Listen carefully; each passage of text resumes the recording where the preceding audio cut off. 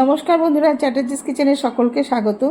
আজকে রেসিপি বানাবো নিরামিষ। এই নিরামিষ রেসিপিটি হচ্ছে চাল এঁচোড়। অনেকে হয়তো আপনারা বানিয়েছেন, তা আমি আজকে কি করে বানাবো সেটাই আপনাদের সাথে শেয়ার করব। রেসিপিটা কিন্তু সম্পূর্ণভাবেই নিরামিষ। কি কি উপকরণ লাগছে আপনাদের একবার দেখিয়ে দিই। এঁচোড়টা আপনারা দেখতে পাচ্ছেন গোটা নিয়েছি, কিন্তু এই গোটা এঁচোড়টা আমি করব না, হাফটা করব। আর নিয়েছি 1 বাটি গোবিন্দভোগ চাল, আর কিছুটা কিশমিশ আর বাদাম ভিজিয়ে রেখে দিয়েছি।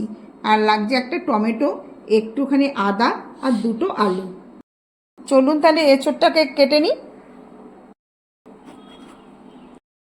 এঁচোড়ের পিসগুলো খুব সরু সরু করে কেটে নেবেন।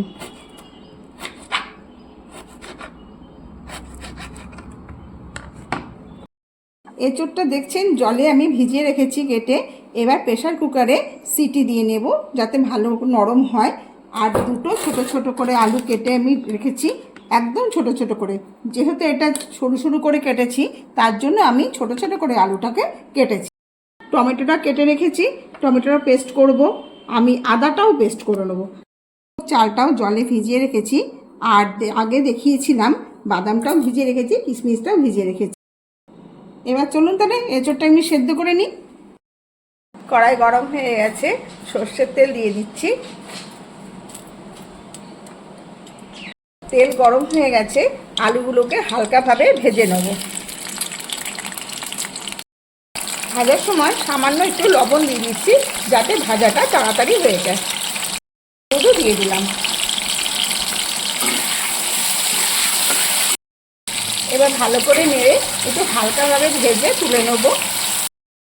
আলু ভাজাটা হয়ে গেছে, এইবার তুলে নিচ্ছি। ফোড়নের জন্য দিয়ে দিচ্ছি একটা তেজপাতা, শুকনো লঙ্কা আর দারচিনি আর এলাচ। লবণ আর হলুদ দিয়ে আমি এঁচোড়টাকে সেদ্ধ করে নিয়েছি, 2টো সিটি দিয়েছি। ফোড়ন থেকে সুগন্ধ বেরিয়ে গেছে, এবার এঁচোড়টাকে ছেড়ে দেবো।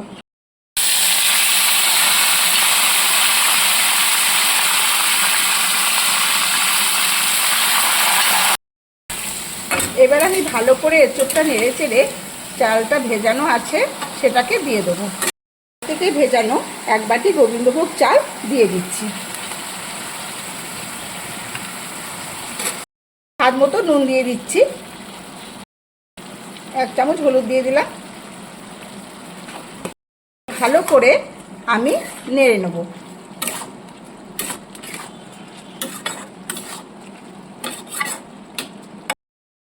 এবার ভেজানো বাদামগুলো দিয়ে দিলাম। ভেজানো কিশমিশগুলো দিয়ে দিচ্ছি। একটু ভালো করে নেড়ে নেব। এদিকে ভেজে রাখা আলুটা দিয়ে দিচ্ছি। দিয়ে দিচ্ছি আদা বাটা, আর দিয়ে দিলাম টমেটো বাটা।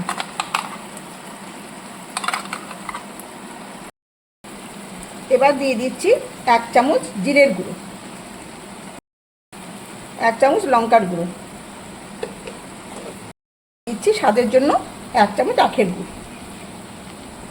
এবারে ভালোভাবে কষিয়ে নেব।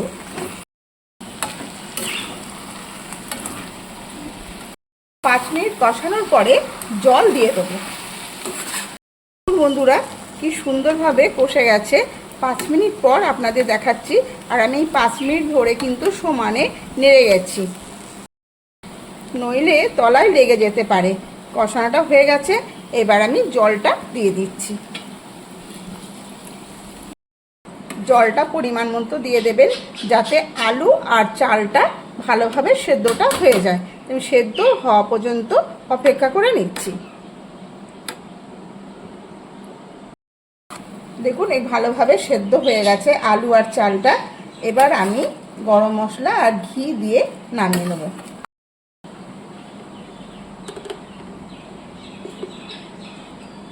এবার ঘি ছড়িয়ে দিলাম, 1 চামচ গরম মশলা। এবারে ভালো করে আমি নেড়ে নামিয়ে নেব। সুস্বাদু চাল এঁচোড় একদম তৈরি। আশা করি আপনারা পুরো রেসিপিটা দেখেছেন। যদি ভালো লেগে থাকে তাহলে সবার সাথে শেয়ার করবেন আর একটা লাইক দেবেন। এই চাল এঁচোড় রেসিপিটা আমাদের খুব ভালো লাগে, যে কোনো নিরামিষ দিনে বানিয়ে খেতে পারেন। জানি না আপনাদের কেমন লেগেছে, যদি বানিয়ে খান তাহলে খুব ভালো লাগবে আশা করি। আজকে তবে চলি, আগামীকাল আসবো আর একটা রেসিপি নিয়ে।